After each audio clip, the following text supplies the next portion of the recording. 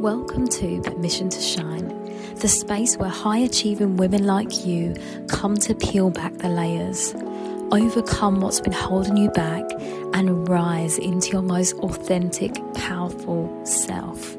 I'm your host, Sharice Bisram, inner power activation leader and intuitive healer, and a woman who knows what it means to look like she's thriving on the outside, also while feeling disconnected on the inside. This podcast is here to remind you, you didn't come here to just perform, you came here to lead with your soul. Your obstacles, they're invitations to expand. And your power, it was never outside of you. It's been waiting within you all along. Each week we'll dive into honest conversations, healing insight and soul-led strategies to help you stop self-sabotaging, reclaim your light and lead your life, your business and your relationships from deep-rooted truth. So if you're ready to rise with grace, softness and fire, you're in the right place. Let's get into it.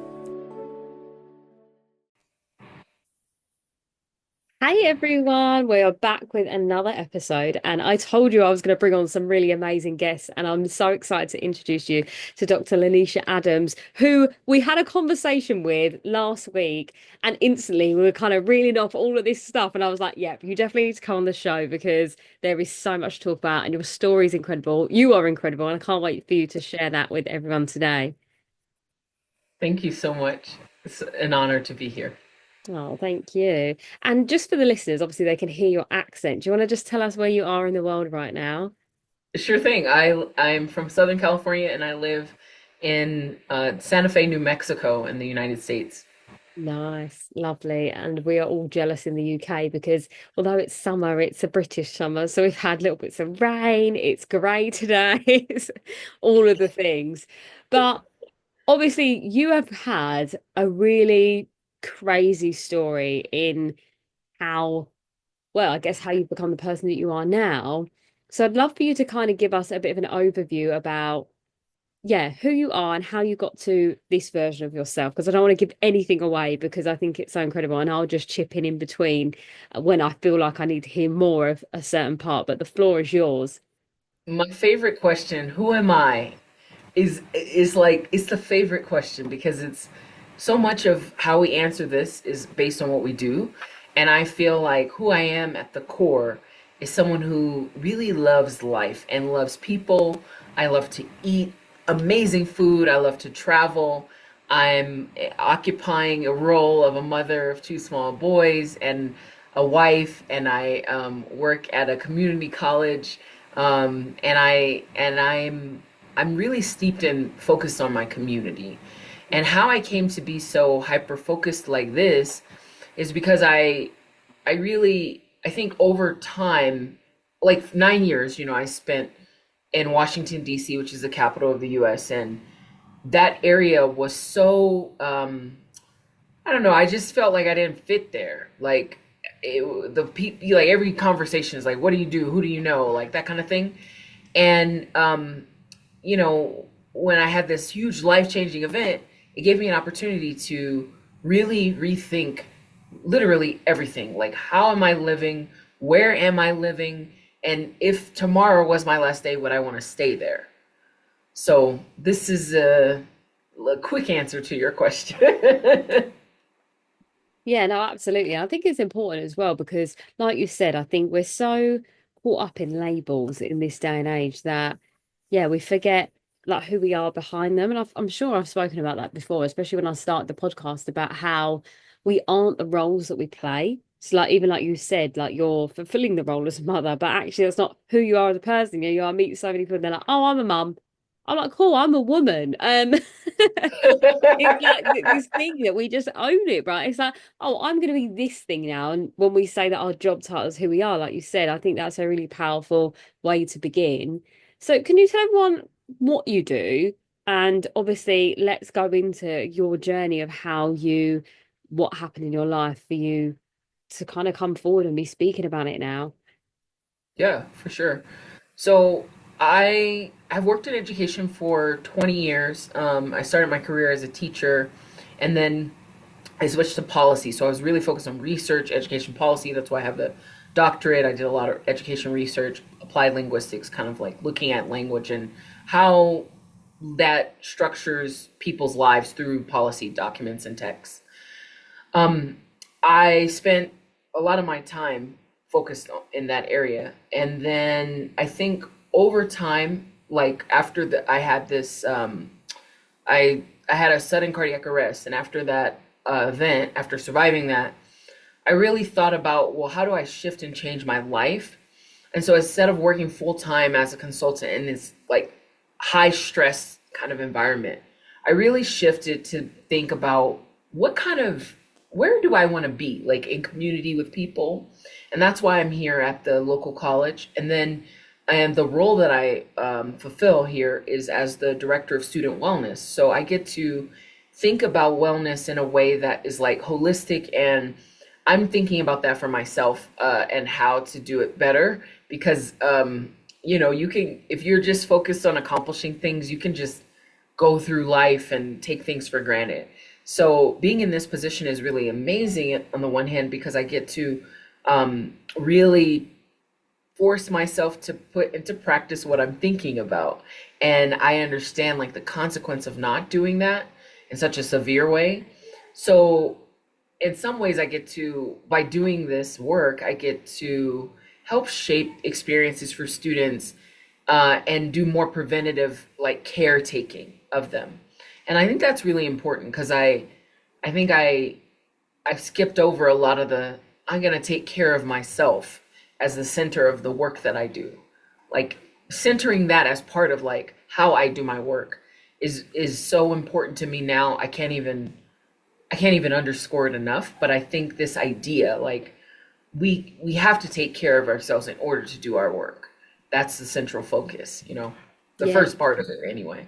Yeah, I believe any practitioner, healer, teacher, you need to fill your cup up first. And obviously, I love the way that you downplayed the cardiac arrest in that conversation there, because when we spoke, I got all the details, and I want to share that with the audience because I think it's really powerful the conversation we had prior, and we'll go back into that. But I think so many women were taught that the only way to be successful is to do it how men are doing it, which means push ourselves to the limit, take a lot on, and whether it be a wife, a mum, and a working woman all at once, it just becomes a lot to juggle. And I think asking for help became something that was not done really, and especially women of color. I think it's part of our genes that we are naturally raised to do chores when we're growing up, and we are supposed to look after our younger siblings. It's just naturally that there for us. And I know that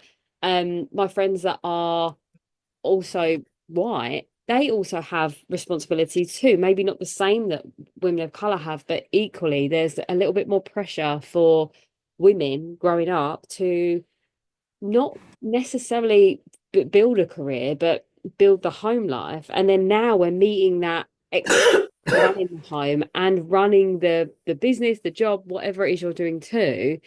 It's just yeah, it's really toxic. And I think, you hit the nail on the head there where you said, like running everything you do now from a space of my wellness comes first, and I build that from the outside. That from the inside out is the most important thing that practitioners need to be doing. I think even for me, when I deliver my program in the schools, it's exactly the same thing. And I'm making sure that I share my own experiences with them so they know why this is important. Because I think that it's so well and good to say, oh, you need to set boundaries. Boundaries are really important, or you need to make sure you're prioritizing rest. And they're like, okay, cool, why?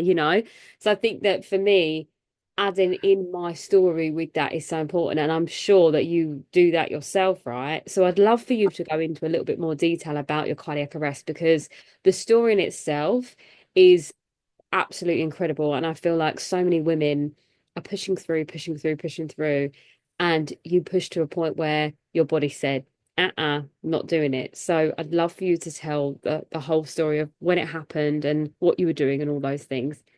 Yeah, so well, it's been almost 3.5 years now to the day. I survived this sudden cardiac arrest. As the story goes, a sports team won in my city, and pizza was half off. So my husband, pizza is very popular in my house because my son at the time, my oldest son was 3 and my youngest son, he was 1 and sleeping in the crib. So my husband goes to get this pizza and I sat down on the couch to close my eyes, and a week later I woke up in the ICU, the intensive care unit at a hospital. And when I first came to, I thought, like, where are my babies? And also, I'm on a deadline for my publisher and I need to get out of here. And I was restrained and I was thinking, because I didn't know what happened. I mean, it's kind of amazing, like, to go from this state of consciousness to being in a coma and then to waking up from that coma, and everyone has to explain to you in this realm, like, this is what went down. So I managed to survive, first of all, because I have this wonderful husband who's CPR certified, and he loved me enough to save me. And I'm laughing thinking about that because, he's so slow in terms of how he thinks about life, and he's always like, oh, I wonder if I should do this. Or before we ordered the pizza, he said, oh, I don't know, I may want these 5 toppings of the pizza, or maybe we should have 2, or I'm not sure. So indecisive, right? And when I learned he saved me, I said, well, how in the heck did you save me? And he goes, you can't leave me with these kids. That's what he was thinking about as he's like doing the chest compressions. So it was kind of funny because I don't experience him as taking quick action, but he did when it really counted. And fewer than 10% of people who experience the sudden cardiac arrest outside of a hospital actually survive. And so I had this amazing first responders unit. The team in the ICU kept me alive while I was unconscious for a week. And then they helped me get out of the hospital after a total of 2 weeks, where I had to learn how to walk again because everything kind of goes offline when something like that happens. And when I was in there, I just kept thinking about, if this is it, am I really fully being the best of myself and how I'm living my life? And that question, maybe we always say no, but I was like, the answer is no. Then what is it? What's most important? I was sitting in the hospital bed, and I just kept thinking about all the people that I love and all the experiences that I enjoy. And if I could get out of the hospital, that I would want to spend my energy accentuating that more. So I could really just, as while I'm here, just be with the people, be with the folks that I love, and be with new people that I don't know that also show love. And it's kind of amazing. Like, I was thinking about that all the time, journaling about it while I was in there. And this, as I was writing the book, finishing it, I was under all the stress for meeting all my deadlines. I really wanted people to know, like, the name of the book is Me Power. It's a play on the word empower, flips it, the prefix. And I really wanted people to understand personal agency and the combination of that in community, and the opportunity to create, like, life possibilities that maybe we don't envision through individual and collective empowerment. I mean, I think my journey was like in the hospital and getting out, like, took a lot for me to get out, and I did not do that by myself. So I really think of this this idea even of personal agency as starting within, but then you need people, we need each other to really see this through. So beautiful. Thank you for sharing all of that. And I love the note about your husband acting quickly. It was like the moment he needed to step up was like, I am there. And I bet he feels like an absolute Superman now. I bet he'll remind you of that forever. Well, I saved you. Yep.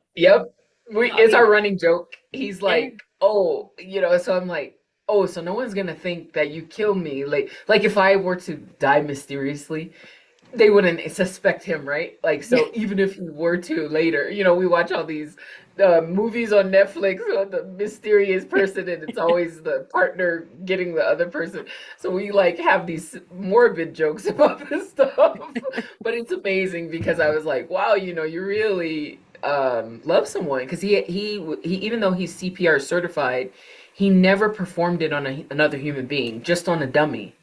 So that, like, can you imagine, like, the first time that you have to do this is like so high stakes.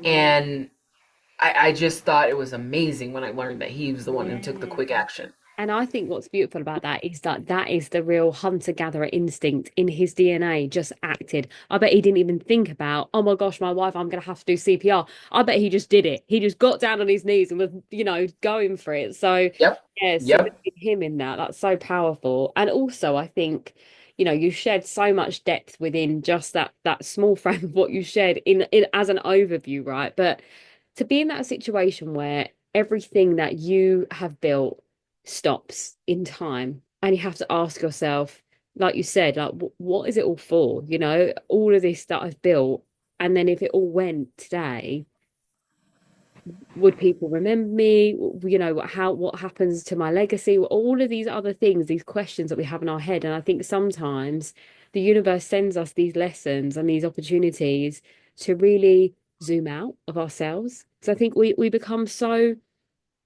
I guess, pernickety about all of the small things, right? We're trying to take on so much, do so much for everyone and for ourselves to achieve, to say we've done something. But I think when it comes down to it and everything's stripped away, it's like health and the people that love you. I feel like that is the most important thing. And I've had a lot of death in my life. I mean, I talk about a lot of my podcast, but I had 11 members of my family pass away when I was between the ages of 12 to 17. So for me, when I was watching all those funerals, going there and attending, I just knew that if I didn't go for what I wanted and tried to live my life as full as I could, then I might get to a point where I don't make it past a certain age. And then am I just existing, And I think that's really where I find purpose-driven people. When I say purpose, I mean like soul-driven people. They have a reason why they want to live and why they want to do this work and why they want to help people because it's bigger than them. Like it's not about the human eye, it's about like the we of the collective and how your life is impacting other people's. And I keep using the word ripples over the last few days, which is very in line with the Aquarius full moon. And I feel like that's what you're creating, through your book, through who you are as a person and your teachings as well. Like it's really, really beautiful to, yeah, witness you doing this amazing stuff. And I think that the universe, God, sent you that lesson as a byproduct for you to see, oh, this is what I'm here for. Yeah, man, I it's so interesting because, you know, if you go a mile a minute, right? And like you're like, I'm going for the next thing. I'm going for the next thing. I need to go accomplish this. Or you come from like my parents, like my mom had me when she was a high schooler. She was 16. And she had to do a lot to finish high school. My dad never finished high school. And my family, I'm the first to graduate from college, and first to get PhD in my whole family. And so that creates like a set of conditions, right? And so when I was coming up, it was more like I gotta keep going, like you said, like this hustle, male kind of dominated perspective. And now, after this happened, right? Like we talk about this as an event, and it'd be amazing if it was just that's it, right? But my life is forever changed since that moment. Now I have a chronic health condition I never had before. And the official label is dilated cardiomyopathy, but it just means that pumping blood throughout my body is very difficult. And what caused this? COVID pneumonia caused this. It's crazy, like COVID, the virus attacking your heart. And for some of us, like 25,000 of us who didn't have medical conditions before, were impacted by this. So now I have to take like medicine every day so I can live a normal life, and I got a pacemaker, and I have a Peloton at home. I haven't been riding as much as I want, but I'm a pacemaker powered Peloton rider. And, I have to think about how I'm consuming food. I can have so much sodium, for somebody in their 40s, maybe we start thinking like that, but this happened, almost what, three and a half years ago. So the only other time I was in the hospital was to give birth to my son. And to have such a life-changing event, it really, I think about why am I here and what is driving me? What is driving me, not LaNysha in this body, but what is driving my soul development on the planet in this realm right now? And that might be reflections and ripples from all these other things, but I think there's a lot to say about that. And then I feel like one of the primary ways of being with people is to just be fully present and to serve as a reminder of that we're evolving on our journey, all of us. And we have to remember that as much as possible, so that we can really think about who we are in this moment. Like you asked about what are the things that led to now, and then now, if we want to have a point in time, right, as if they're so separate, is like, what does that mean for later, and what does that mean, like, in our English, we're talking like these things are separated, right? But we know that they're not. But I think that this idea of being this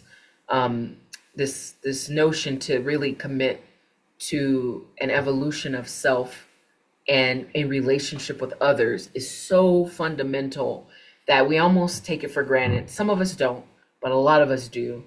And I feel like I'm here to really highlight that for a lot of folks in my work.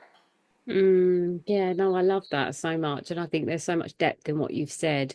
And I want to go back a step, because when I asked you, when we obviously met, about, I think my brain just thinks this way. I asked you, what did you see when you were in a coma, right?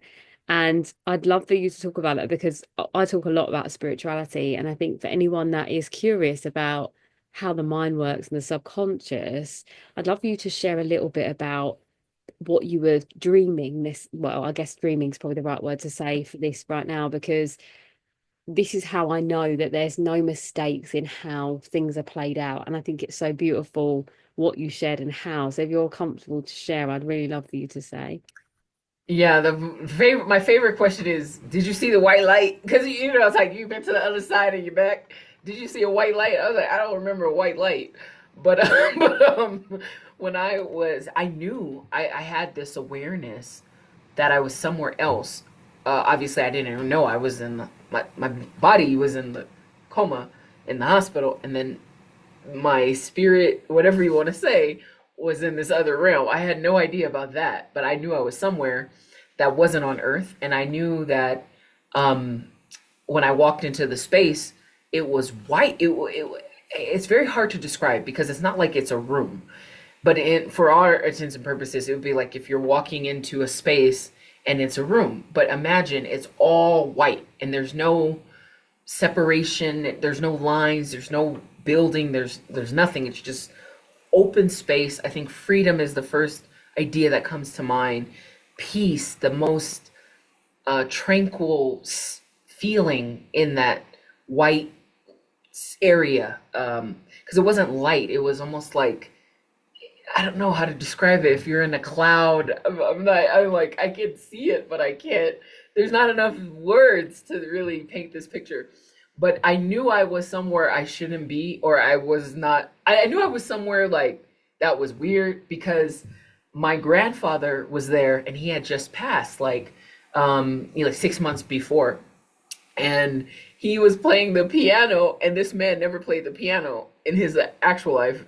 So I was like, what? And he was playing some music, it wasn't recognizable. It was like so melodic. And I was standing there, and at first I thought, wow, it's my grandfather. Like, man, I would, I was do anything to see him again. And then I was like, wait, he died.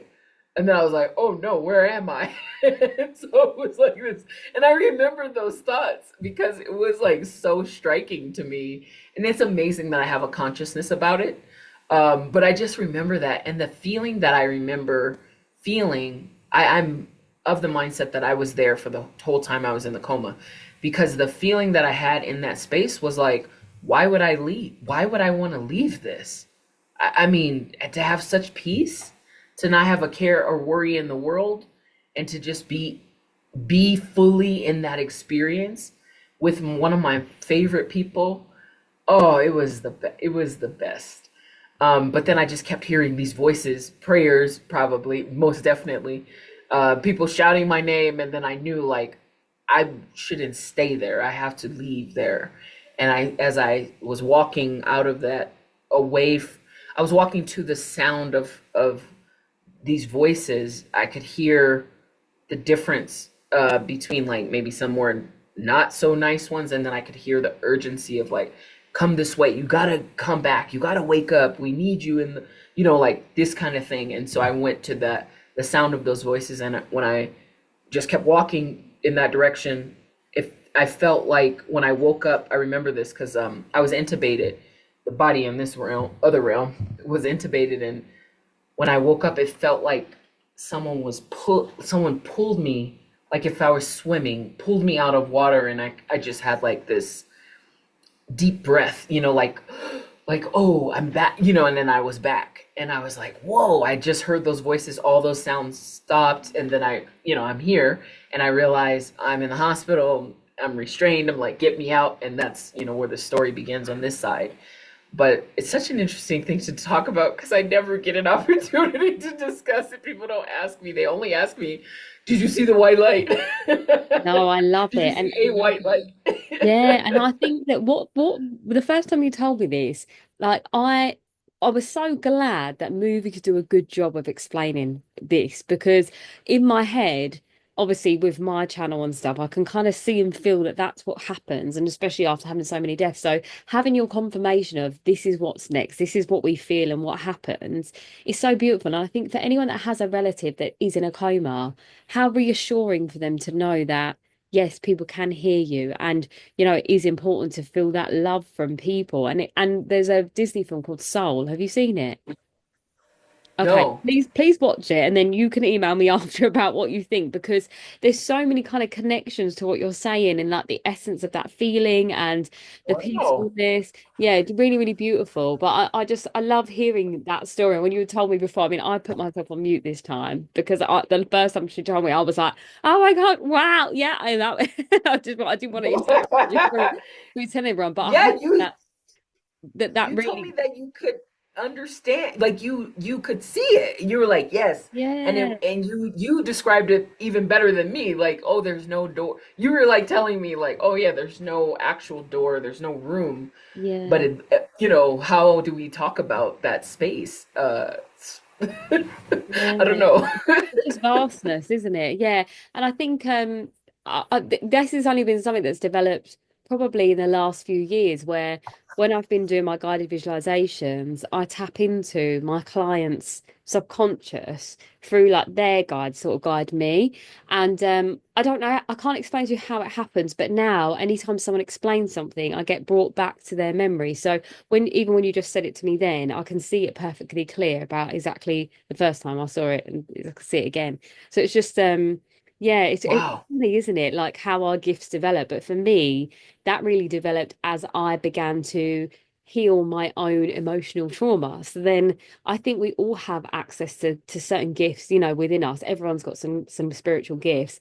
And I think the more we open and soften and receive, the more they can flow through us. And especially as women, I feel like we are the descendants of mystics and sages and witches, like there's all of these herbal remedies, medicine women, shaman, like we're all connected to this in this way.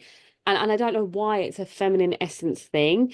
There's definitely some men that have access to it too, but I know that through lineages of all generations of all cultures there's always this connection with the feminine and like magic, like if you want to call it that.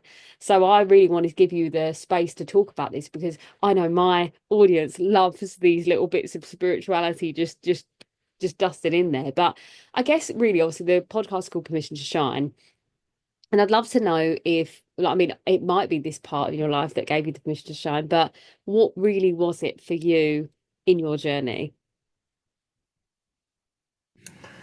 Wow. Um,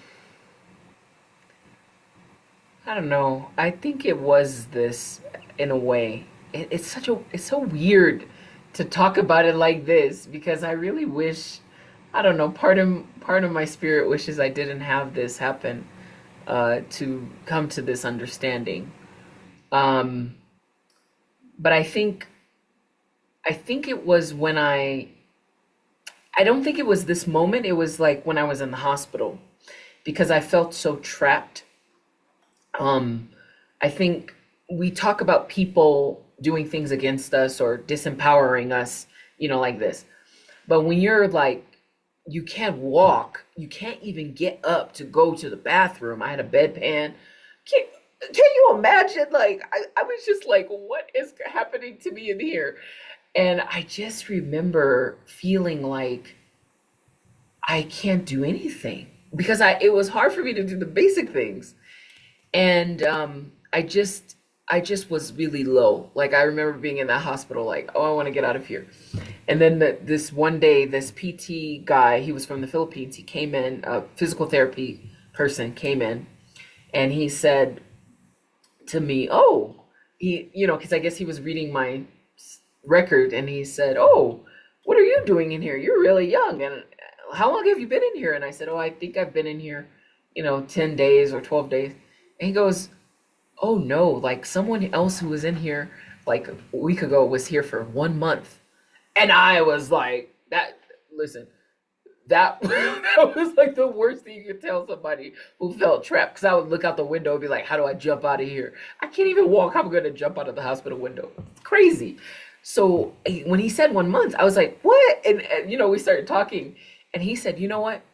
You have a bedpan? And I was like, yeah, how do I get rid of it? And he's like, you tell them no, I want to go to the bathroom. And like, I was like, but how do I do that? And he started giving me all these tricks.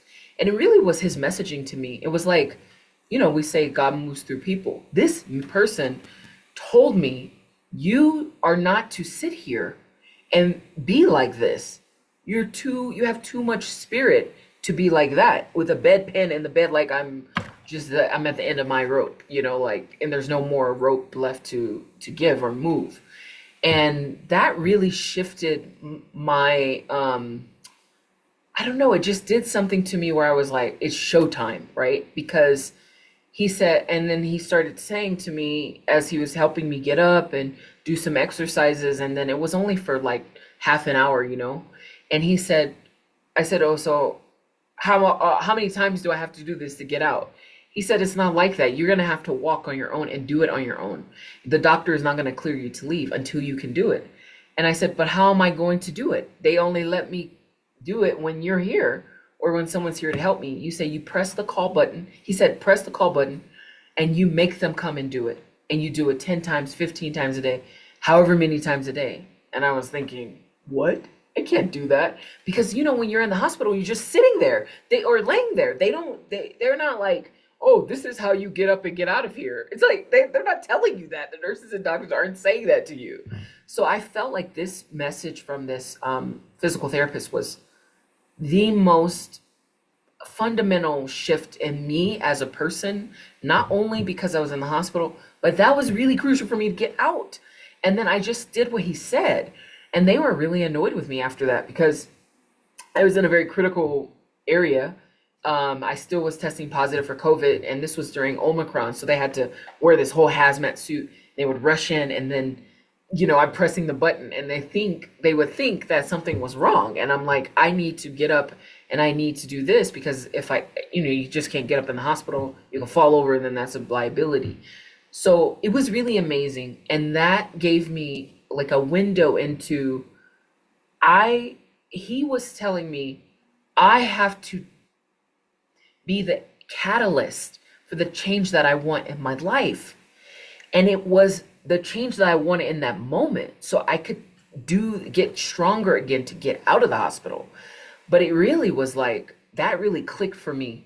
Wow, like I have to be the catalyst for any change that I want in my life. There's no one else who could do it for me. And that was really time to shine for me. That was such And a ever since. powerful story. Wow. And I love that so much because everything you said there, in some form of a way, I've come round to speaking about, like whether it's our own mental perseverance, whether it's like the healthcare system that wants you to kind of be a vegetable, like it is that real intention of whatever you stick your mind to will become the thing. And even for me in fitness, like as a dancer for all those years, and now I just use the gym regularly, probably the same as I used to be honest, but that in my head is like when my mind says to me, oh, no more, I can't do anymore, my body's like, no, no, we got one more in us, like let's go. And it's almost training yourself to be able to push through. I think at that point, like other people could be like, well, this is me now. I'm going to be a vegetable. And you were like, okay, no, no, no, that's not what I'm here to do. And like you said, what an absolute godsend that guy was to be able to give you that real deep insight. And I guess it's just, he saw you and he saw, like you said, your spirit and your light and was like, you're not going down like this, hun. Like, come on, up we get. And how wonderful to give you that, yeah, that drive to say, okay, you can do this. And I think sometimes, like you said at the beginning about how, you're not just thinking about you and how you empower yourself, you're also thinking about how do I help others. And I think that for me is such a beautiful mirror in your journey, in your life, is that when you needed it, the people were there for you. And so you are carrying that forward. And I'm pretty sure in your life, you've always been a giving person. But I feel like now it feels like it has just a different layer of depth and meaning. And again, these like ripples that feel like waves, like waves of change and intention and love, really. That's what it comes down to, doesn't it? Mm-hmm. Mm-hmm. It really does. Love for yourself, love for life, Mm. like I think there's something beautiful maybe in these other realms that we don't know about, or some of us know about but we don't talk about, like socially. But I think there's something beautiful in wherever we are, right? But especially in this realm, like it's so wonderful to be like, I want to eat. Someone asked me, what do I want to do if it was my last day? And I described this, oh, I want to eat all the best foods from all the best parts of the world, all the best everything, right? And then I want to dance. I want to have this dance party of all the best music, all the best dancing, like, and then I want to like just be with people and have libations and just, if I could go out like that, like if I could transition right from one realm to the next, how amazing would that be? Like you're like, wow, and then the party continues just different, right? I Yeah. mean, that's such a beautiful idea, right? Like it's like, but how, look how when we're here, we get we're worried and bothered by the body and this vessel and it being a body, and then the decomposition of it and what we need to do to keep it functioning well. But we get to benefit from so many sensory things that I think in other realms we're not bothered. I can guarantee when I was over there with my grandfather, I didn't drink one thing. I don't remember no food. I just remember being in that experience, being and listening, and just I had such a sensory experience, but it wasn't centered around food and people and things that I love over here, right? It was like it was just pure peace. I don't know. So I think it's really beautiful to be bothered by these, mundane things, but we can also enjoy it. And while we're here, we should fully enjoy life. And what a gift! What a gift! What a gift! Absolutely, Dan. And I even think that myself sometimes when things feel difficult and I'm like, I don't know, something's come up, like maybe it's a bill or something that I need to get done by a deadline. I stop and I think to myself, how lucky am I that I get to do this thing here or I get to be a part of this thing, Because I think that's where the ego takes over and makes us feel separate, right? And then for me, like you just explained there, the e- evolution of our sentience is that we are just being in the moment, feeling happy and fulfilled just because, you don't have to be where you plan to be in your life. And I've really actually found that around this full moon. It's really invited me back to myself. And I think because I am a Leo sun and rising, or we're in Leo season right now, something about coming back to the present moment feels really powerful for me, because I feel like at the start of the year, there's been kind of like a series of little dark nights of the soul as I've been evolving through more stuff.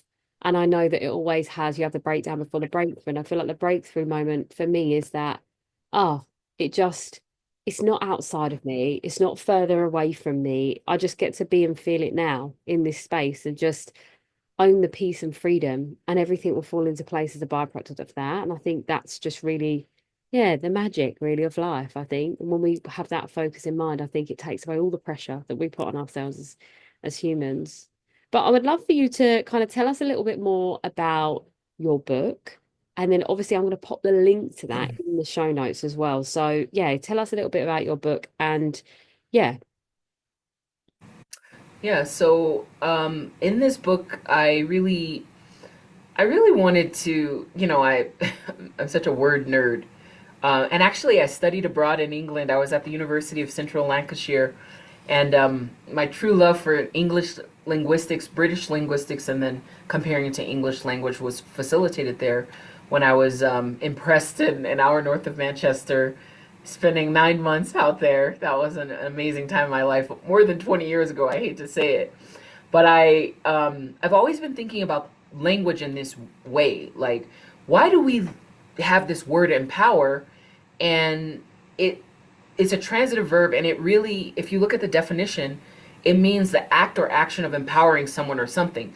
So we're waiting for someone to grant us the right or authority to do something. And I thought that that denotation really misses the true meaning of the word. And, as a lifelong word lover and trained linguist, to uncover the history of this word, I went to the best resource for the English language, the Oxford English Dictionary. And, the OED, it has 600,000 words. With present day and historical meanings, it's like 4 million entries over 1,000 years, right? Like, English has been spoken, and it's a combination of all these languages. And when I did this kind of analysis of the word empower, I really was like, it's wrong. Like, it's like, who am I to say a word is wrong? But I really focused on this inverse of its prefix, the M, to me. And this stems from like French and Latin, meaning in or into. And really, empowerment, as we know, is a process of pivoting one's perspective inward with this personal agency. But traditional definitions talk about it as an external force of control, which is just wrong. I mean, like, the power, but what about the power that's inside of us, which we manifest to become more of who we are and create change and work towards some maximum potential? That's not on the outside, that's on the inside. And so I just, the book is really about that, this Me Power book. I'm answering two questions: what is it, and how do people manifest it? And I really wanted to emphasize that, even if you're trying to get something or go after something, you have everything you need inside. But we don't remember it. We forget, or we don't see it because we so focused on other things. And so it's really just about being more of who you are, knowing who you are, and then taking action in principled ways to go after it, right? The betterment of you. So I love that so much. There's a few things I want to say there. One, obviously, the fact that it is remembering. That is such a important part to say, because it's always been there. It's always inside of you. You just forgotten it. And I think that is part of our soul's journey, is that we are supposed to go on the journey of remembering, which is so important. The other thing, which I thought was absolutely hysterical, was how you called the English dictionary the OD. That's how I know that you are an intelligent person, because you're abbreviating the Oxford Dictionary. I love that so much. And then also, I like to say about empowered, I like to break it down to in your power. So when I talk about it and I use it, I say, when I say empowered, I say in your power. So there's almost like a kind of synergy here of what we're trying to say, which is so beautiful. That I love that that was a connection. So it's like, it yes, is. absolutely that. So, oh, like I said, I'm going to pop that in the show notes. So if anyone wants to have a look and purchase it, obviously they've got the link to do so. Is there anything Yes. you're doing at the moment that if people are interested in your story, find out more about you, or, do you have any other services anyone listening could find you and connect with you on? Yeah, so find me on LinkedIn or on social. Excuse me, I'm always happy to connect with folks. I do a monthly, what I'm calling the rewriting room, where we are focused on writing and healing in a way that's really dynamic. You don't have to have a project, you could literally just be journaling. And this kind of like rewrite your own story kind of idea is what's dominant in the space. We had our first one last month. It was so beautiful. I love that space and what it does for me also to just take a time out and to handwrite. That's what I've been doing in my journal. Yeah. I wanted to also share with your listeners that the link that I gave you to include is to a free audiobook, actually. So you can buy the book or you can listen to it for free. And I think it's great because I narrate it myself. And, the book is not written in a way you have to go sequential. You can jump around. So I always love to hear what people think when they leave reviews and they let me know and they write to me and say, I had this impression when I heard this part of the book. And I think there's so many overlaps between because I listen to this podcast too, and I learned so much, and it gives me a different lens of my own work, which it's like, it's so beautiful. And we all need to be reminded of ways to go back into points of reflection, into opportunities to reflect on who we are, who we've been, who we are right now, and maybe dream a little about, hey, what does this mean for the future?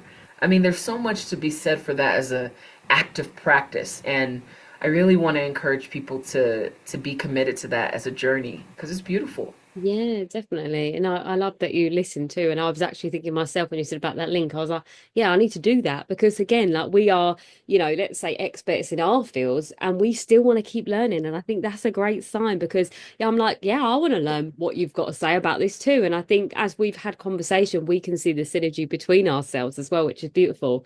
But that for me just reiterates the importance of these practices that we are both doing in our own way for the listeners that are feeling stuck, lost, or looking for a way to get out of what you're feeling right now. Like, this is the only way. There's not a magic switch. Like, when I used to get clients come to me and say, I just want to be more confident, I'm like, cool. So you've got to start here and then you do this. They're like, oh, I thought I could just have one mindset hack. And I'm like, the people that are telling you it's a mindset hack are the people that are profiting off of you. They're not actually helping you.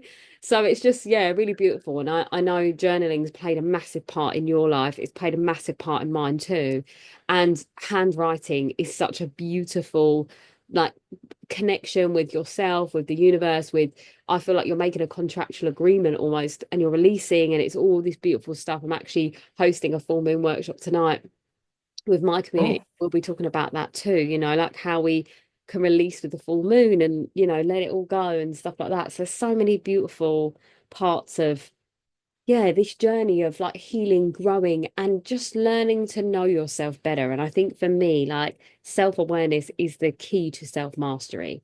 And will we ever be a master, or is master a word that is part of a learning experience as opposed to being a noun? Like, is it an adjective? Do we get to become and keep becoming in that space? I feel like that is what it feels like to me because, yeah, I don't feel like it's a stagnant thing. I feel like it's ever growing and ever flowing, like we are, like a plant will die and rebirth again. I feel like that's almost what it means to be a master, is to move with yourself and the times and all of the things, right? Um, so yeah, thank you so much for joining me. I mean, we could talk for hours about just more and more stuff, but I've really, really enjoyed having you here. And I guess for me, before I close off the episode, I always like to ask my guests to share a soul to soul message. So whatever you feel like is in your heart right now that you want to share based on the conversation, or something you feel like someone might need to hear right now. Yeah, this is your space to share.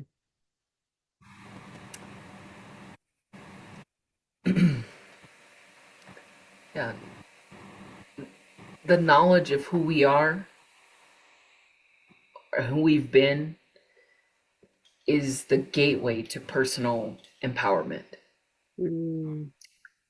It really is. I mean, and remember, it goes beyond the roles we play. It's so easy to just think about the roles, but who are we? What's the essence of you? How do you answer that question? I'm asking you. I want to know how you what do you say to the listeners about this? Who are you, Charisse? Who are you? Oh, I am a woman, I am a soul, I am energy, and I'm always flowing, growing, and evolving. And I am dedicated to the becoming of who my soul has come to be in this lifetime. And I, yeah, I'm definitely not at my peak, but I feel like the peak is ever moving with me. And I'm really proud of the journey that I've had so far. I'm really excited for the journey that I'll continue to grow on. Beautiful. Thank you so, so much for joining me. I've really enjoyed speaking with you, and all of your details are going to be in the show notes for anyone that's like, oh my gosh, I need more of that energy. But yeah, thank you so much. Thank you. Thank you for listening to this week's episode. Please do comment as well what you feel like you've learned from the episode. It's really helpful. And if you can rate it on a 5-star review, I would be so grateful, because that just means that more women get access to these teachings within the episodes. And also, who would you like to be on the show? DM me and let me know. And please do share with a friend that you know needs to hear what's in this episode today. I would also love to invite you into my inner power portal, because that is the space where all of my meditations are, all of my activations, and I host 2 live sessions per month that do include movement and my spiritual downloads and all the beautiful things that I offer all in one space. Plus you get to ask me any questions that you have. So I'd love to see you in there. Have a great week.